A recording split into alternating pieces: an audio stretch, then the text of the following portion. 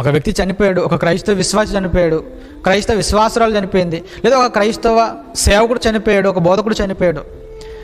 అక్కడ జరిగేటువంటి ఆ సమాధి కార్యక్రమం ఏదైతే ఉందో అది ఎలా జరుగుతుందో తెలుసండి ఈరోజు. అంటే ఎవరు కొన్ని విషయాలు ఖండించలేకపోతున్నారు, తెగించలేకపోతున్నారు. ఏమండి, చనిపోయినటువంటి ఆ శవానికి స్నానం చేయిస్తారు. నేను ఒక మాట అడుగుతాను, ఇప్పుడు చనిపోయినటువంటి శవానికి స్నానం అవసరమా? ఇక్కడ స్నానమే అవసరం లేదంటే మళ్ళీ ఆ శవానికి చన్నీళ్ళు కాదట. ఏ నీళ్ళు కావాలి? మళ్ళా వేడి నీళ్ళతో స్నానం చేయించాలి. ఏంటి, బ్రతుకున్నది అనుకున్నావా, చచ్చింది అనుకున్నావా?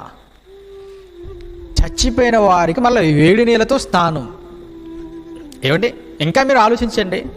బ్రతుకున్నప్పుడు ఏ రోజు వెళ్ళిపోయి కనీసం తలకు నూనె పెట్టడు, కానీ అక్కడ శవం దగ్గరికి వెళ్ళిపోయి ఆ రోజు తలకు నూనె.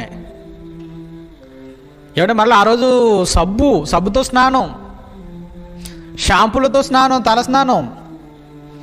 ఏమంటే పౌడరు ఎవరికి? బ్రతుకున్నోడికి కాదు ఇవన్నీ, శవానికి. ఎవరు చేస్తున్నారు ఇవి? క్రైస్తవులైన వారు కూడా చేస్తున్నారు. అవసరమా?